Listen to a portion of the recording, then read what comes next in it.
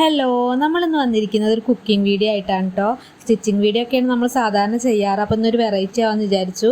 നമ്മളൊരു ഇഡ്ഡലി ചെമ്പിൽ ഒന്ന് പുഴുങ്ങിയെടുത്ത് എഗ്ഗ് വെച്ചിട്ടൊരു ഫ്രൈസ് പോലുള്ള റെസിപ്പി ചെയ്യുകയാണ്. ഉച്ചയ്ക്ക് ഇത് ചെയ്തപ്പോൾ ചുമ്മാ ഒരു വീഡിയോ ആയിട്ട് ചെയ്യാമെന്ന് വിചാരിച്ചു. അപ്പോൾ ആദ്യം ഇഡ്ഡലി തട്ടിൽ നമ്മളിങ്ങനെ എണ്ണ പരട്ടി കൊടുക്കുക. അതിനുശേഷം എഗ്ഗ് ഇതുപോലെ ഒഴിച്ചു കൊടുക്കുക. അപ്പോൾ ഇതിൻ്റെ തട്ടിന് കുറച്ച് കുഴി കുറവായതുകൊണ്ട് എഗ്ഗ് കുറച്ച് പുറത്തേക്കായിട്ടുണ്ടായിരുന്നു. അപ്പോൾ അതൊന്ന് ശ്രദ്ധിക്കുക. പിന്നെ നിങ്ങൾ ചെമ്പിൽ വെച്ചിട്ട് ഒഴിക്കുകയാണെങ്കിലാണ് ഏറ്റവും നല്ലത്. പുറത്ത് ഒഴിച്ച് അതിലേക്ക് വെക്കുമ്പോൾ ചിലപ്പോൾ അത് പോവാൻ ചാൻസ് ഉണ്ട്.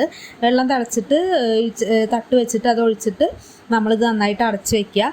പിന്നെ ഇത് ആകുമ്പോഴേക്കും നമുക്കിതിൻ്റെ മസാല റെഡിയാക്കാം. അതിന് കുറച്ച് കാശ്മീരി മുളക് പൊടി, കുറച്ച് എരിവുള്ള മുളക് പൊടി, കുറച്ച് മഞ്ഞൾപ്പൊടി, കുറച്ച് ഗരം മസാല, കുറച്ച് കുരുമുളക് പൊടി, കുറച്ച് ഉപ്പ്, പിന്നെ കുറച്ച് വേപ്പില ഇട്ടിട്ട് കുറച്ച് വെള്ളം ഒഴിച്ചിട്ട് നമ്മളിതൊന്ന് ജസ്റ്റ് മിക്സ് ചെയ്തെടുക്കുന്നുണ്ട്.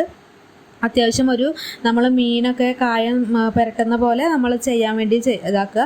അപ്പോഴത്തേക്കും ഒരു 5-6 മിനിറ്റ് കഴിയുമ്പോഴത്തേക്കും ഇതായിട്ട് വന്നിട്ടുണ്ടാവും. അത് നമ്മൾ സ്പൂൺ വെച്ച് അതിന് അടത്തിയെടുക്കുക. അതിന് ശേഷം ഈ മസാലയിൽ എഗ്ഗൊന്ന് മീനൊക്കെ ചിക്കനൊക്കെ കായം തേക്കുന്ന പോലെ ഇതൊന്ന് മസാല തേച്ച് വെക്കുക. എന്നിട്ട് ആണ് നമ്മളിനി ഇത് ഫ്രൈ ചെയ്യാൻ പോകുന്നത്.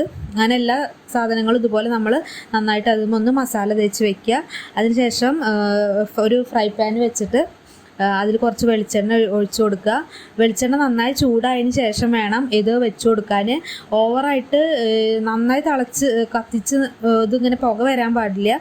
അല്ലാതെ ചൂടായിട്ട് ഇത് വെച്ചിട്ട് നന്നായിട്ടൊന്ന് മൊരിച്ചെടുക്കുകയാണ് വേണ്ടത്. അതിൻ്റെ മേലുള്ള മസാലയൊക്കെ ഒന്ന് കരിയാണ്ട് നമ്മളൊന്ന് ശ്രദ്ധിച്ചാൽ മതി. അതിങ്ങനെ ഒന്നിച്ച് കൂട്ടിയിടാതെ 2-3 വെച്ചിട്ട് നമുക്ക് എല്ലാ സ്പേസ് അനുസരിച്ചിട്ട് അതൊന്ന് വറുത്തെടുക്കുക. അതിന് മേലെ കുറച്ച് വേപ്പിൻ്റെ ഇല ഇട്ടിട്ടുണ്ട്. അതിന് ശേഷം ഇതൊന്ന് ആയി വന്നതിന് ശേഷം ഒന്ന് അപ്പുറം ഒന്ന് മറിച്ചിട്ടെടുക്കുക. അപ്പോൾ ഏകദേശം ഇത് കുക്കായ സംഭവമാണല്ലോ. പിന്നെ അതിന് പുറത്തുള്ള മസാലയൊക്കെ ഒന്ന് ക്രിസ്പിയായി കിട്ടാൻ വേണ്ടിയിട്ട് ഇതുപോലെ ചെയ്തിട്ട് നമുക്കത് കോരിയെടുക്കാം. നല്ല ടേസ്റ്റാണ് കേട്ടോ. ഉച്ചത്ത് നമുക്ക് ഫുഡിനൊക്കെ ഉണ്ടാക്കാൻ പറ്റുക. അത്ര പെട്ടെന്ന് നമ്മൾ ഓംലെറ്റ് അടിക്കുന്ന എളുപ്പമല്ലെങ്കിലും നമുക്ക് എഗ്ഗ് കൊണ്ട് ഒരു വെറൈറ്റി എന്തെങ്കിലും ചെയ്യാമെന്നൊക്കെ പ്ലാൻ ഉണ്ടെങ്കിൽ നമുക്കിത് ചെയ്യാം കേട്ടോ. നല്ല ടേസ്റ്റാണ്. അതിൽ നന്നായി മസാലയൊക്കെ പിടിച്ചിട്ടുണ്ടാവും. അങ്ങനെ കഴിക്കുമ്പോൾ നമുക്ക് നല്ല ടേസ്റ്റായിട്ട് തോന്നും കേട്ടോ. പിന്നെ ഇത് പെട്ടെന്ന് ചെയ്യാമെന്നൊന്നും വിചാരിച്ചിട്ട് ആരും മെനക്കെടാൻ നിൽക്കണ്ട. അപ്പോൾ